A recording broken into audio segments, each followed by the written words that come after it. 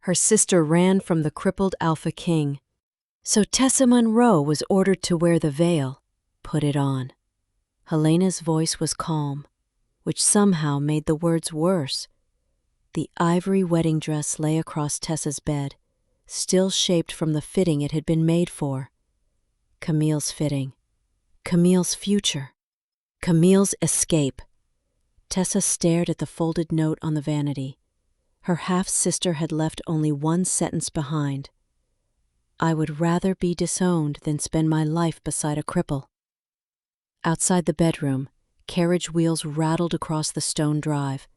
Servants hurried through Monroe Estate. Somewhere downstairs, a clock kept counting down the less than 2 hours remaining before the royal moon wedding. Helena lifted the veil. If no Monroe daughter stands beside King Gideon before moonrise, this family loses everything. Tessa already knew. The royal marriage covenant had been signed years ago. Camille, as Helena's eldest daughter, had been promised to Alpha King Gideon Mercer. But the old law allowed another unmarried daughter of the same bloodline to fulfill the agreement if the chosen bride refused. Tessa had never imagined anyone would actually use that clause. Then again, she had spent most of her life being useful only when nobody else wanted the task. Camille attended dinners. Tessa worked in the family infirmary. Camille learned court dances. Tessa learned which herbs eased fever, which roots dulled pain, and how to sit beside someone who was frightened without making them feel weak. None of it had ever impressed Helena. Until now. "You are saving this house," Helena said. Tessa looked at her stepmother. "No, I am paying for Camille's choice." Helena's mouth tightened. "Call it whatever helps you walk down that aisle." Tessa almost refused. Then she thought of the stable hands, cooks, elderly servants, and families who lived on Monroe land.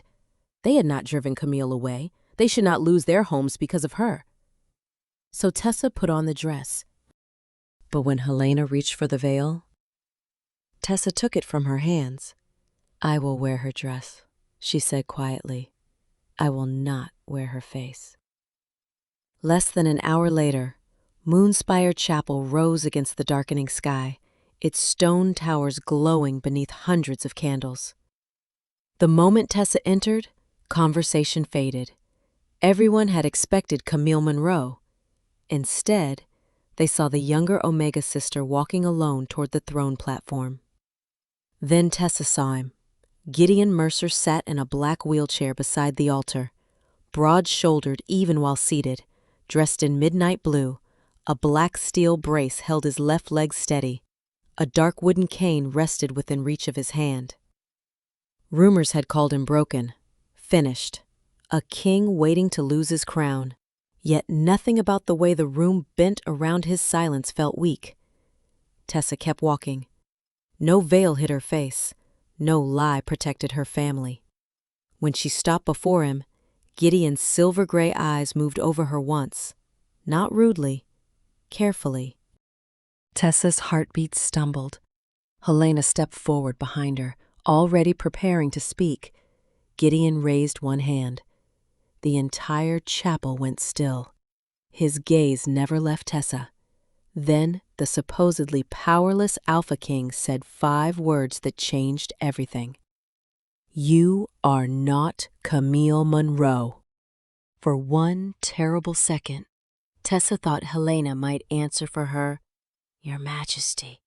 "Camille became ill this morning," her stepmother began, moving closer with the smooth confidence she used whenever the truth became inconvenient. Gideon did not even look at her. His silver-gray eyes stayed on Tessa. "I asked her." The quiet words carried farther than Helena's excuse. Around them, the chapel seemed to hold its breath. Tessa could feel every stare pressing against her back. Nobles, council members, pack leaders, people who had traveled miles to watch Camille Monroe marry a king they whispered would soon be too weak to rule. Tessa swallowed. One lie would make everything easier. She could protect Helena, protect Camille, protect the Monroe name. "No," she said. Helena went still. Gideon's expression did not change. "No, I did not volunteer." A murmur moved through the chapel. Tessa heard Helena whisper her name like a warning, but she kept her eyes on Gideon. "My sister left this morning. She refused to marry you." The muscles in Gideon's jaw tightened. Not with embarrassment, not quite anger either, why Tessa hesitated. This part felt crueler than the lie. Then she remembered the note. She remembered being told to hide behind another woman's veil. "Because she saw your injuries and decided they made you less of a man." Silence. Absolute silence. Tessa's fingers curled against the borrowed skirt. "I will not repeat her cruelty," she added. Something changed in Gideon's face, small, almost invisible, but he looked at her differently now. The high priester cleared his throat and glanced nervously toward the ceremonial cushion placed before Gideon's chair. "Lady Tessa, tradition requires the bride to kneel before the Alpha King and offer her vow." Tessa looked down at the cushion, then at Gideon's braced leg. She could already imagine the whispers if she knelt there, the replacement bride bowing before the broken king. Pity disguised as ceremony. Her gaze shifted to a small carved chair beside the altar. Before anyone could stop her, Tessa walked over, lifted it, and placed it directly in front of Gideon. Helena inhaled sharply. Tessa sat, eye level, equal. Gideon stared at her. "What are you doing?" he asked. "Taking my vow," she said. "Without pretending you need my pity?" For the first time, something almost warm entered his eyes. The high priest looked as though every ancient rule he had ever learned had abandoned him. Gideon turned toward him. "Continue," the vows were spoken. The covenant accepted Tessa as the unmarried daughter of Monroe blood standing in Camille's place. When the ring was placed on Tessa's finger, Gideon did not reach for her neck. He did not demand a mate mark. He simply said, "The legal bond is enough for tonight." Hours later, inside the carriage carrying them toward Ravenshold Palace, Tessa finally asked the question that had been burning inside her. "Why did you accept me?" Gideon rested one hand over the dark head of his cane. "Because everyone in that chapel was afraid to tell me the truth." His gaze settled on her. "You were not—" Tessa looked toward the moonlit road.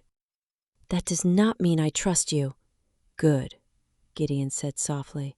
"Then perhaps we can begin with the truth." Tessa turned back toward him. Gideon's eyes held hers for a long moment. Then he added, "But there are 3 things you need to know before we reach Ravenshold. First, you will have your own room." Gideon's voice remained calm as the carriage rolled through the dark countryside. Tessa watched him across the narrow space, waiting. "Second, I will not mark you unless you ask me to. The covenant made you my legal wife. It did not give me ownership of you." Something in her chest loosened, only slightly. Gideon continued. "Third, no one at Ravenshold will expect you to produce an heir. Not now, not ever, unless that becomes your choice." Tessa had prepared herself for demands. Instead, the man everyone called ruthless was giving back pieces of freedom before she had even asked for them. "Why," she said. Gideon looked toward the carriage window. "Because being trapped by a contract does not mean you should be trapped by me." Ravenshold Palace appeared nearly an hour later, rising from the hills beneath a pale moon. Dark stone walls surrounded tall windows glowing with warm light. Guards lined the entrance. When Gideon's carriage stopped, every soldier straightened. Tessa noticed something strange immediately. No one looked at him with pity. Logan Pierce, the broad-shouldered captain waiting at the steps, lowered his head with unmistakable respect. "Welcome home, Your Majesty." 2 attendants helped Gideon transfer carefully into his wheelchair. His jaw tightened when his left leg shifted, but he made no sound. Tessa followed through the great hall, past towering fireplaces and old portraits, until they reached the corridor dividing the north and east wings. Gideon stopped. "Your rooms are in the east wing. Mine are north. You may enter or leave either whenever you wish." Tessa folded her hands. "Then I have 3 rules of my own." Logan glanced at her. Gideon only raised an eyebrow. "I am listening." "Do not lie to me." His expression became unreadable. "Do not use me to punish my family." "Agreed." "And never call me Camille's replacement." This time Gideon answered without hesitation. "You are not." The word struck deeper than Tessa expected. She looked away first. A servant approached carrying a silver tray with a dark glass bottle and a steaming cup. "Your evening tonic, Your Majesty." Tessa barely noticed until the scent reached her. Bitter bark, dried mint, something earthy underneath, familiar. She turned sharply. Gideon accepted the cup. "What is it?" he asked, catching her stare. "Nothing," but Tessa's attention remained on the bottle as the servant carried it away. Hours later, alone in her new room, she could still remember that smell. She had spent years preparing medicine in the Monroe Infirmary. She knew the roots used for pain, fever, sleep, and swelling. She also knew the one Helena had once forbidden her to touch without supervision. Night root. In small amounts, it dulled pain and slowed a wolf's senses. Used too long, it could interfere with recovery. Tessa walked to the window and stared toward the lit windows of the north wing. Gideon had been injured for 18 months. 18 months without meaningful improvement. And every night, someone was giving him a medicine that might be helping keep him that way. For 3 nights, Tessa said nothing. She watched, each evening, at almost the same hour, a servant crossed the south wing carrying the same dark bottle toward Gideon's rooms. Each morning, the empty bottle returned to the Royal Infirmary. Tessa told herself there could be an explanation. Nightroot was not poison. In careful doses, it could ease severe pain. But 18 months was not careful. On the 4th morning, she found Dr. Nolan Graves arranging medicines behind a long oak counter. "What is in the king's evening tonic?" she asked. Nolan looked up sharply. "Why, I recognize Nightroot." His hands stopped. "Only for a second. His Majesty suffers chronic pain. The formula was approved long before you arrived." "How much Nightroot?" "An appropriate amount." "For how long?" Nolan's expression hardened. "Lady Tessa, you may have helped in a country infirmary, but royal medicine is not household herb work." The dismissal was familiar. She had heard versions of it all her life. Too quiet, too ordinary, too omega. Tessa lowered her eyes as if embarrassed. "Of course, doctor," but as she walked away, she noticed the dark bottles stored separately from the others. Each carried the royal seal and a second mark pressed into the wax, a black crow. That evening, Tessa waited near Gideon's suite until the servant arrived. "I will take it in," she said. The young woman hesitated, then surrendered the tray. Tessa carried it inside. Gideon sat near the fireplace, reading reports with his cane beside him. "You have been staring at my medicine for 4 days," he said without looking up. Tessa stopped. "You noticed." "I notice most things happening in my own palace." She set the tray down. Her pulse quickened. "Then notice this." She lifted the cup, carried it to the wash basin, and poured it away. Gideon slowly closed the report in his hands. "Did you just throw out the king's medicine?" "Yes." "That is either very brave or very foolish." "Possibly both." Tessa opened the small pouch hidden in her sleeve and poured a simple willow bark tonic she had prepared in the infirmary. "This will help with pain without suppressing your wolf." Gideon did not reach for it. "You believe someone is harming me?" "I believe someone has been giving you nightroot far longer than any healer should." His face lost what little warmth it had held. Tessa placed the cup before him. "I cannot prove why." "Not yet. And you expect me to drink something you made instead, no?"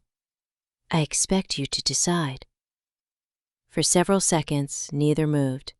Then Gideon lifted her cup and drank. The next 3 days passed without nightroot. Tessa quietly kept a sample from one of the old bottles, sealing it inside a small glass vial.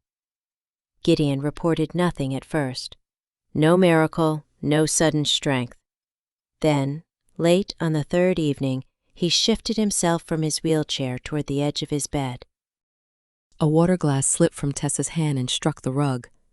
Gideon flinched at the sound. Tessa froze. So did he.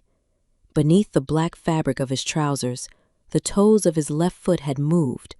Once. Small, unmistakable. Gideon stared down, as if he had forgotten how to breathe. "Do that again," Tessa whispered. "I did not do it." His voice was almost silent.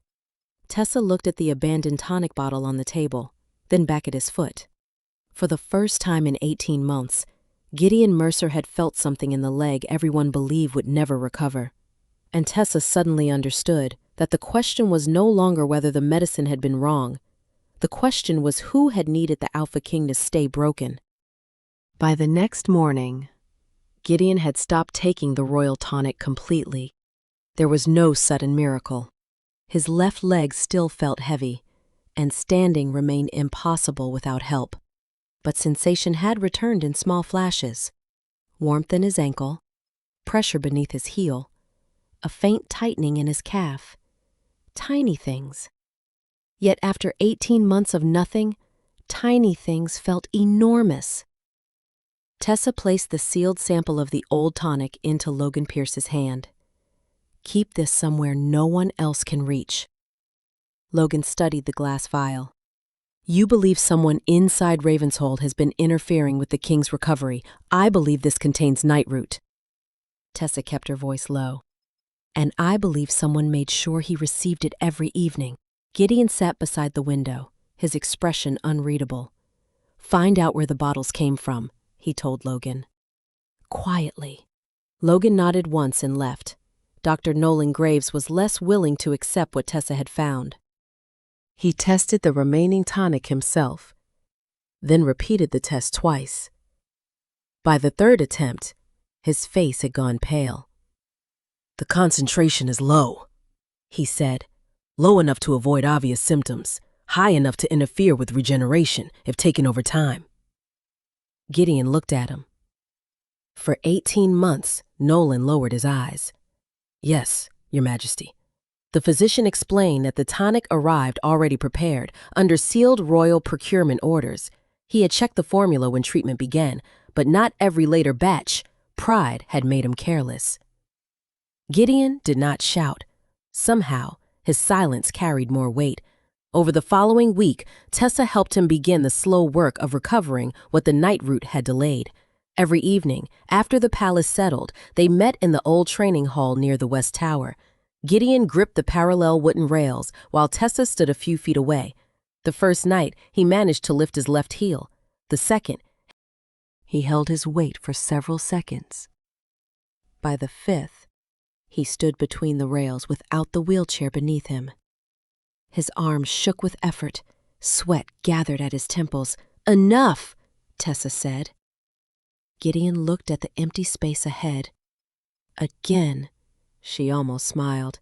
"You are stubborn." "I am a king. Those are not the same thing."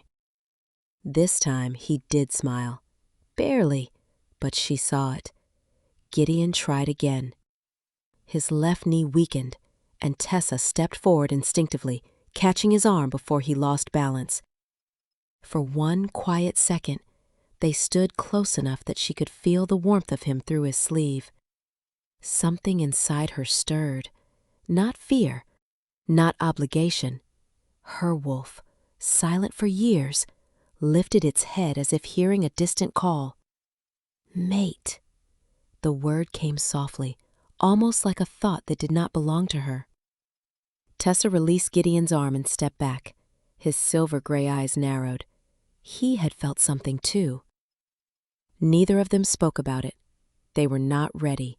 2 days later, Logan returned with a thick ledger beneath his coat. He locked the training hall door before placing it on the table. I traced the tonic orders. Gideon opened the book. Every shipment carried the same authorization. 1 office, 1 signature. Tessa leaned closer. The name was written clearly across the bottom of the page. Chancellor Silas Crow. Logan spoke carefully. There is more. If the Blood Moon Council declares you permanently unable to rule without a secure heir, the council can appoint a Lord Protector. Gideon's expression hardened. Tessa already knew the answer before she asked. Who is most likely to receive that position? Logan looked directly at her. Silas Crow. The sound of a cane striking stone woke Tessa before dawn. She sat up, listening. Another tap came from somewhere beyond the north wing. Then silence. Gideon was supposed to be asleep. Tessa pulled on a robe and followed the corridor toward the old training hall. The door stood slightly open. Warm lantern light spilled across the floor. She pushed it wider and stopped. Gideon was standing in the center of the room. No wheelchair, no wooden rails beneath his hands, only his black steel cane. He shifted his weight carefully, drew a breath, and took 1 step, then another. Tessa forgot to breathe. She had seen him stand during their exercises, but never like this, never alone. Gideon made it 6 steps before his left leg weakened. He caught himself with the cane and lowered onto a bench. How long? Tessa asked. His head turned sharply. Tessa, how long have you been able to do that? Gideon looked down at his hand around the cane. Only a few days. And you did not tell me? I needed to know whether the progress would last. His answer made sense. That almost made it worse. Tessa entered the room. Is that the only reason Gideon was quiet? She knew him well enough now to recognize that silence. What are you planning? He exhaled slowly. The Blood Moon Council meets tomorrow. Tessa remembered Logan's ledger, Silas Crow, the tonic orders, the Lord Protector law. You are going to let them believe you were still helpless. I'm going to let whoever is behind this believe nothing has changed. Silas! We suspect Silas! Gideon corrected. We do not yet have enough to accuse the Royal Chancellor of treason. Tessa folded her arms. So you want him to make the next move? Yes. Gideon rose again, slower this time. If someone spent 18 months keeping me weak, they will not stop because 1 shipment was questioned. The council gives them a reason to act. A cold feeling settled in Tessa's stomach. And where am I while this happens? Gideon looked at her. That was when she understood. He had considered the question already. You will remain inside the protected wing. You decided that. I decided you should not become bait in a political trap. That is not the same as asking me. His expression tightened. I am trying to keep you safe. My family said the same thing whenever they made choices for me. The words landed harder than she intended. Gideon looked away first. Tessa hated that part of her still wanted to cross the room and take his hand. The quiet pull between them had grown stronger since his wolf began recovering. She felt it whenever he was near. Warmth. Recognition. Something neither of them had named. But trust mattered more. You promised me the truth, she said. I have told you the truth after I caught you. Before Gideon could answer, hurried footsteps approached outside. Logan entered, his face unusually tense. Your Majesty, there is someone at the front gate. Gideon reached for his cane, who Logan looked at Tessa before answering. Camille Monroe. Tessa went still. Logan continued. She says she has returned to claim the marriage that was meant to be hers. A second set of footsteps echoed from the corridor. Logan's voice dropped. And she did not come alone. Chancellor Silas Crow escorted her here himself. Camille entered Ravenshold beside Chancellor Silas Crow just after sunrise, wearing the calm expression of someone who expected the world to rearrange itself for her. Tessa stood near Gideon's wheelchair as the receiving hall fell silent. One look at Silas told her this was not an apology. It was a move. "The royal marriage covenant named me," Camille said. "I was frightened when I left, but I have returned to fulfill my duty." Gideon rested one hand on his black steel cane. "You abandoned that duty," Silas stepped forward before Camille could answer. "Tomorrow, the Blood Moon Council will decide whether Lady Tessa's substitution remains valid now that the original bride has returned." Tessa felt the meaning beneath his polite words. If the marriage was questioned, Gideon would appear weaker, unstable, a wounded king without a secure union or heir, exactly the argument Silas needed. Helena arrived before noon and immediately stood beside Camille. "Tessa protected the family when necessary," she said. "But Camille was always meant to become queen. Necessary." The word settled inside Tessa like a stone. Camille looked at her with something close to triumph. "You were only holding my place." Tessa met her eyes. "No. I was surviving what you were too afraid to face." Camille's confidence flickered. Silas's did not. He watched Tessa carefully, and for the first time, she wondered whether he had underestimated the wrong sister. Later, Gideon found her alone in the east corridor. He had returned to his wheelchair so no one outside their small circle would know how far his recovery had progressed. "You will remain in the protected wing tonight," he said. Tessa turned toward him. "You expected Silas to use me?"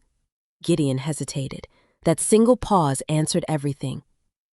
"You knew I could become part of his plan, and you did not tell me." "I was trying to keep you safe. My family says that, whenever they make choices for me." His expression tightened. "This is different." "It feels exactly the same." Tessa looked at the wedding ring on her hand. For days, she had begun to believe the marriage might become something chosen instead of endured. Now that hope hurt more than the original bargain. She removed the ring and placed it in Gideon's palm. "You promised me truth." "Not truth after I discovered the danger myself. He could have ordered the gates closed." "He did not." By evening, Tessa was back at Monroe Estate collecting the few belongings she had left behind. In Camille's room, she noticed a wooden box pushed beneath the vanity. Inside sat a sealed purse of gold and a folded letter marked with a black crow. Tessa froze. She had seen that symbol on Gideon's medicine bottles. The letter promised Camille money and safe passage if she disappeared before the wedding. The signature belonged to Silas Crow. Beneath it lay a payment receipt from the same apothecary connected to the royal tonic shipments. Camille appeared in the doorway, her face suddenly pale. "I did not know about the medicine," she whispered. "He only paid me to leave." Tessa stared at the evidence. Silas had weakened Gideon, disrupted the marriage, and prepared the council to remove him. No covenant forced Tessa to return now. No family ordered her. Gideon himself had let her walk away. That made what she did next entirely her own choice. She closed the box, took the evidence, and headed for the stables before nightfall. Tessa was riding back toward Ravenshold, while Silas Crow prepared to face a helpless king and had no idea the woman he dismissed as expendable was bringing the one thing that could unravel everything. The Blood Moon Council had already begun when Tessa reached Ravenshold. By the time she entered the council chamber, Silas Crow was standing before 12 regional alphas, speaking in the measured voice of a man who believed victory was already his. Gideon sat at the far end of the room in his wheelchair, his black steel cane resting beside him. Camille stood near Helena, Logan Pierce remained behind the king. No one noticed Tessa at first. "The question is not whether His Majesty has served with honor," Silas said. "The question is whether he can continue to rule." Several council members shifted uneasily, Silas continued. "His health has not improved in 18 months. His marriage is disputed. There is no secure heir. The Northern Territories cannot survive uncertainty forever." One alpha raised his hand for the final vote. "Before you decide," Tessa said, "you should know why the king never recovered." Every face turned toward her. Gideon did not move, but his eyes found hers immediately. Tessa walked to the center table and placed the sealed medicine vial beside the council records. "This came from the tonic Gideon received every night." Dr. Nolan Graves stepped forward from the side of the chamber. "I tested the remaining supply myself. It contains nightroot in a concentration capable of delaying werewolf regeneration when administered over time." Silas gave a quiet laugh. "A medical mistake is hardly treason." "Then perhaps this is—" Logan opened the procurement ledger and placed it beside the vial. "Every shipment was authorized through the Chancellor's office." The room changed. Silas stopped smiling. Tessa set Camille's letter beside the ledger. "Then the payment receipt, and this was found at Monroe Estate. Chancellor Crowe paid Camille to disappear before the wedding. The payment came through the same apothecary connected to the tonic shipments." Camille lowered her head. "It is true," she said quietly. "He told me he only wanted the wedding delayed. I did not know about the medicine." Silas turned toward her. "You expect this council to trust the word of a woman who abandoned her own oath?" "No," Tessa said. "That is why I brought records." Silas's calm finally cracked. "Remove her from this chamber." No guard moved. Logan remained perfectly still. Silas looked toward Gideon. "Your Majesty, surely you will not allow an Omega with a few herbs and letters to overturn a law." Gideon placed both hands on the arms of his wheelchair. "The law is exactly why she is standing here." Silas stared at him. "Standing is something you know very little about." The insult landed in complete silence. Gideon reached for his cane. Tessa felt her heart stop. Slowly, he pushed himself upright. His left leg trembled. His face tightened with effort. But he stood. A murmur swept through the chamber. Gideon took one careful step, then another, then a third. Silas backed away from the table. "That is impossible." "No," Gideon said. "It was delayed." He stopped beside Tessa, leaning on the cane but standing on his own feet. "The nightroot was removed. My recovery began again." Silas looked around the room, but the council members who had been ready to remove Gideon were now staring at the evidence before them. Logan stepped forward. "Chancellor Silas Crowe, by authority of the Crown and pending formal investigation, you are removed from office and placed under guard." Silas said nothing as 2 royal guards escorted him from the chamber. No cheering followed. The room was too stunned for that. Gideon turned toward Tessa. She expected him to ask her to stay, to call her his wife, to use the victory to repair what had broken between them. He did none of those things. He only said, "You came back when you had every reason not to." Tessa looked at him. "I came back because it was right." Gideon nodded. "Then I will not turn that choice into another obligation." For the first time since the wedding, he did not reach for her, command her, or ask for anything. And somehow, that was the one thing Tessa had never expected from a king who could finally stand again. He was giving her the freedom to walk away. 3 weeks after the Blood Moon Council, Ravenshold felt different. The halls were quieter. The guards no longer whispered about who might rule next. Silas Crowe had been convicted of treason, corruption, and conspiracy against the crown. The officials who helped conceal his orders lost their positions. Camille returned the money she had accepted and lost her inheritance rights.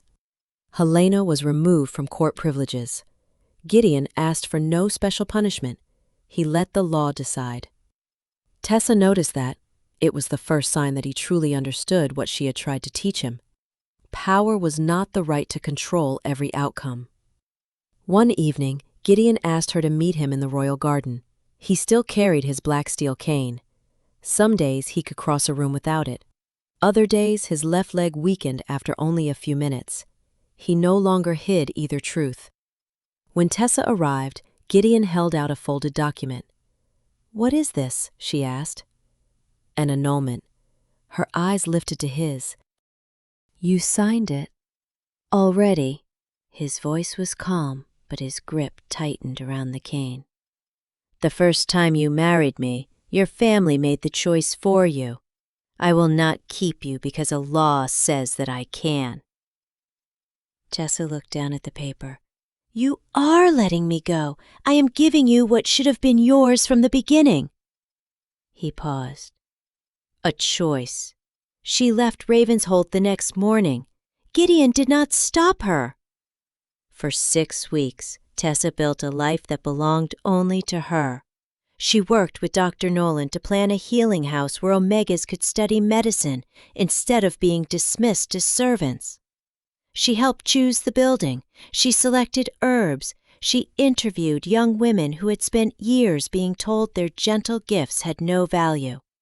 And somewhere between the shelves of medicine and the quiet evenings she finally owned, Tessa understood something. She did not miss the palace. She missed Gideon, so she returned, not because of the covenant, not because of duty, Not because a mate bond demanded it. She returned because she wanted to. Gideon found her in the garden at sunset. For several seconds, he simply stared. "Why did you come back?" Tessa smiled. "I did not come back for the king." She stepped closer. "I came back for Gideon." Months later, after the healing house opened its doors, he brought her to that same garden. Gideon lowered himself carefully onto one knee and held out the ring she had once returned. "Tessa Monroe, will you marry me when no law requires it?" She let him wait, just long enough to make an Alpha King nervous. Then she smiled. "Ask me again without calling it duty." Gideon laughed softly and asked again. This time, she said yes. Their second wedding was small. No substitute bride, no bargain, no fear. When the high priest asked whether she came willingly, Tessa looked at Gideon and said, "I choose him." 1 year later, the royal healing house was thriving. Gideon ruled without hiding his limitations. And Tessa stood beside him because she wanted to. Not because anyone had placed her there. Maybe that is the lesson worth carrying with us. Real strength is not forcing someone to stay. It is giving them the freedom to leave and becoming someone they can choose to return to. Tessa showed that kindness can change a kingdom without making a person weak. And Gideon learned that love without freedom is only another kind of cage. I think her decision to return mattered more than any crown. What do you think? Would you have gone back after everything that happened? Share your thoughts in the comments. And if stories about courage, dignity, and second chances speak to you, subscribe and join us for the next story.